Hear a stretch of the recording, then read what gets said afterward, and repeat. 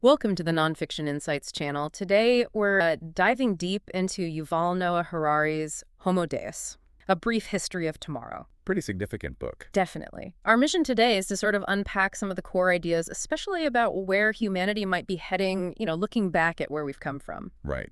Thinking about what comes after we've tackled the big historical problems. Exactly. We'll explore what Harari thinks our next big projects might be. Famine, plague, war seem less dominant now, so what's next? Where do we start? Harari sets the scene quite dramatically, doesn't he? He really does. Throws you right into the deep end. He talks about 17th century France. The descriptions of famine are just brutal. Yeah, people eating cats, horse carcasses from dung heaps, even blood from slaughterhouses. It's almost unimaginable for many of us today. Totally, and that's his point, right? To show the massive contrast, the progress we've made in controlling those traditional threats. Exactly. He highlights that shift.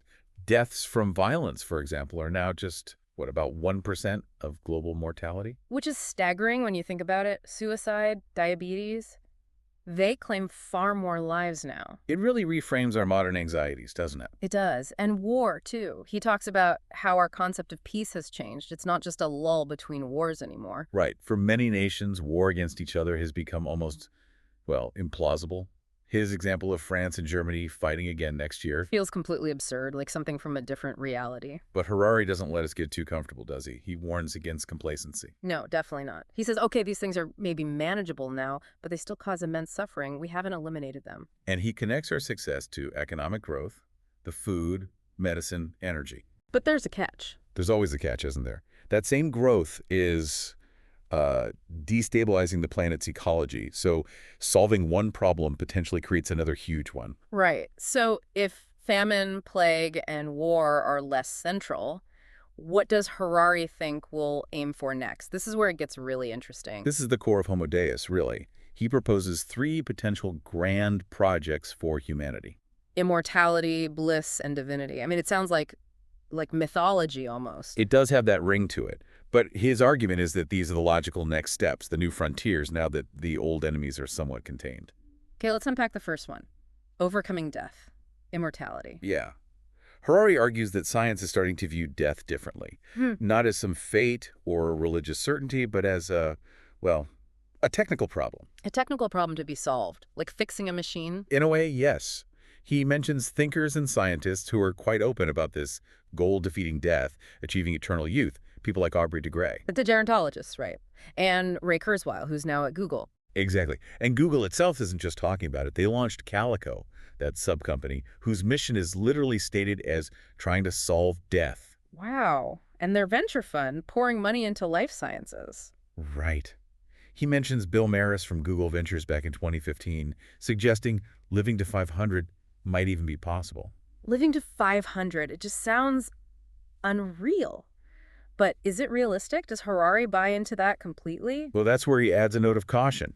He points out, okay, average life expectancy has doubled over the last century or so. That's huge. Yeah, undeniable progress. But, he argues, simply extrapolating that to another doubling, getting us to maybe 150 within the next century, that's not necessarily warranted. Why not? What's the reasoning? Because, he says, people who survived the diseases and hardships of the past were already hitting something close to the natural human lifespan limit, maybe 80s or 90s. We didn't extend the maximum lifespan dramatically. We just allowed more people to reach it. Ah, okay. So pushing past that natural limit is a much bigger biological challenge than just helping more people reach it. Precisely. It's a different kind of problem. So while he acknowledges the ambition and the investment, he's skeptical about a simple, rapid doubling of our maximum lifespan soon. Got it. Okay, so that's immortality. What about the second project? The pursuit of happiness or bliss? This one also involves a shift in perspective. Historically, happiness was often seen as, a personal journey, maybe spiritual or philosophical. Right, finding inner peace, that sort of thing. But now, Harari suggests, it's increasingly seen as a collective project, something governments, economic systems, and science should help provide. Like it's an entitlement almost, or at least a goal society should strive for. Yeah, he quotes Jeremy Bentham's utilitarian idea, the greatest happiness of the greatest number. That's become a kind of implicit goal for many modern societies. But does it work? Can external factors guarantee happiness? Well, that's the tricky part Harari raises. Alleviating suffering, Hunger, disease, poverty, that's one thing we've made progress there. But achieving positive, lasting happiness, that might be far harder. He gives an example, doesn't he? The U.S. Yes. He points out that despite huge economic growth, technological advances, better healthcare in the latter half of the 20th century in the U.S. people didn't report being significantly happier, on average. Exactly. Subjective well-being levels kind of plateaued. More stuff, more wealth, didn't automatically equal more happiness. So what's the missing piece then, according to Harari? He dives into the biology of it. He suggests happiness, from a biological standpoint, is largely about pleasant sensations. Our brain chemistry rewards us with these sensations when we do things that, historically, improved our chances of survival and reproduction. Like eating high-calorie food or having sex? Right. He uses that famous rat experiment, the rats pressing a lever for direct brain stimulation, choosing it even over food. Yeah, that's a bit disturbing. It implies pleasure is just neurochemical reactions. It points strongly in that direction. He even mentions soldiers in combat relying on things like sleeping pills or antidepressants, managing their emotional states biochemically. So if happiness is biochemical, the logical next step is? Direct manipulation, using drugs, maybe direct brain stimulation like the rats, or even genetic engineering to create happier temperaments. That feels like a very slippery slope, engineering happiness. It raises huge ethical questions, absolutely. And Harari acknowledges that. He also poses counterarguments. Is happiness, defined just as pleasant sensations, really the ultimate goal anyway? What about meaning, purpose, connection? Things that might involve struggle or even unpleasantness sometimes, but feel essential to being human. Exactly. So the biological route to happiness might be possible, but it might also be shallow or miss the point entirely. It's a major question mark. Okay. Immortality, bliss. And the third one, divinity, upgrading humans. Yeah, becoming godlike. Harari sees this as almost a continuation of what humans have always done, using tools to overcome our limitations and gain more power. Think fire, agriculture, industry. We kept getting better tools, surpassing what previous generations or even imagined gods could do. Right. But now, he suggests, the focus might shift from upgrading our tools to upgrading ourselves, our bodies, our minds. Creating superhumans. Essentially, beings who might surpass ancient gods not just because they have smartphones and spaceships, but because their actual physical and cognitive abilities are enhanced. How would we even do that? Harari points to several converging paths. Genetic engineering is the obvious one. Then there are brain-computer interfaces, connecting minds directly to machines.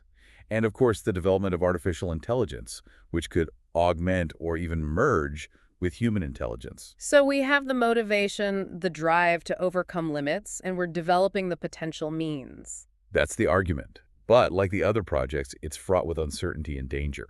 He talks about the unpredictability of these technologies. And he links it back to the economy, doesn't he? Suggesting that stopping this relentless pursuit of growth and improvement might cause economic collapse. Yes, that our current economic models demand constant growth and innovation, pushing us down these paths, whether we fully consciously choose them or not. He gives an example, the mitochondrial DNA replacement thing. Right, the three-parent babies. It's a real-world example happening now of us manipulating human biology at a fundamental level to overcome a specific problem, in this case, mitochondrial diseases. But it immediately raises ethical flag safety concerns. Of course. And Harari uses it to illustrate that we're already stepping onto this path of human enhancement. His point is, we need to understand these developments and their implications before they run away from us and reshape humanity irrevocably. It feels like we're passengers on a train that's picking up speed, but we're not entirely sure where the track leads. That's a good analogy.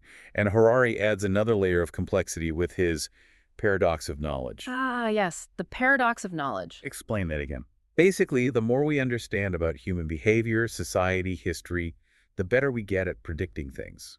You'd think that would make the future clearer. Right. But Harari says no, because people react to that knowledge. They change their behavior based on predictions or understanding. So the very act of knowing changes the system you're trying to predict. Making the future less predictable. Potentially, yes, or at least constantly shifting. History doesn't follow neat, stable laws like physics. Studying the past gives us perspective, broadens our horizons about what's possible, but it doesn't give us a simple map for the future. Because the present is always fundamentally different. partly because of what we learned from the past. Yeah, exactly. He uses that fantastic, slightly quirky example of the history of lawns. Lawns. How do lawns fit into predicting the future? It's brilliant, actually. Yeah. He shows how something as seemingly mundane as a patch of cultivated grass became this huge symbol of status, wealth, and power, deeply embedded in culture and economics, influencing urban planning, resource use. All in ways nobody probably predicted when people first started keeping tidy patches of green. Precisely. Mhm. It shows how history takes these nonlinear, surprising turns, and how seemingly small cultural things can have massive, unforeseen consequences. It underlines the unpredictability he's talking about. Okay, so the future is uncertain, driven by these potentially huge projects, but also shaped by our unpredictable reactions to knowledge itself. He also talks a lot about our relationship with other animals, doesn't he? Yes, that's a crucial part of his analysis of how we got here. He questions the very basis of human superiority and our moral standing over other species. He points to the agricultural revolution as a key turning point. A huge one. He argues that's when humans began the large-scale, knowing exploitation of domesticated animals. And this was often justified later by the rise of theist religions. How so? By placing humans created in God's image, supposedly, and a single all-powerful God at the absolute center of the universe. Animals, plants, nature, they became sort of secondary, background scenery. Compared to older animist beliefs where rivers, forests, animals themselves might have held spiritual significance. Exactly. Animism saw consciousness and agency in many parts of the natural world. Theism, particularly in its dominant forms, tended to strip that away, making it easier to view animals as resources. He calls it the agricultural deal. What was the deal exactly? From the perspective of the domesticated species like chickens, cows, pigs, the deal was incredible success in terms of numbers. There are billions of them now, far more than their wild ancestors. So the species thrived numerically. Numerically, yes. But the cost, Harari argues, was paid by the individuals. They lost their freedom, their ability to follow their natural instincts for foraging, socializing, mating. Their evolved needs were thwarted. They live lives of immense suffering, often tailored purely for human needs, not their own. That's his argument. Their subjective experience became irrelevant in the deal. And he connects this back to us, too, How? by pointing out how we still carry instincts from our own evolutionary past that don't always fit our modern world. Like the craving for sweets. Right. Our Stone Age ancestors needed to gorge on rare, high-calorie fruits or honey. That drive is still there, even when sugar is everywhere and contributes to obesity and diabetes. Or risky behavior in young men. Possibly linked to evolutionary pressures, where demonstrating daring might have increased status or mating opportunities in a hunter-gatherer context. These are deep-seated instincts that persist even when the environment changes drastically. So we're also carrying around outdated programming, in a way. We absolutely are. It makes you wonder which of our current drives might seem just as strange or maladaptive in the future. This leads him to question some really fundamental concepts, like the idea of an individual soul. Yes, he tackles that head-on. From an evolutionary perspective, he argues, the whole process is about change, mutation, adaptation. Evolution can't produce permanent, unchanging entities like an eternal soul. So what is the essence of a human then, if not a soul? He suggests DNA is the closest thing, biologically speaking. But DNA isn't about eternity. It's a vehicle for reproduction and, crucially, mutation. Change is built into it. Okay, so no eternal soul. What about the mind then?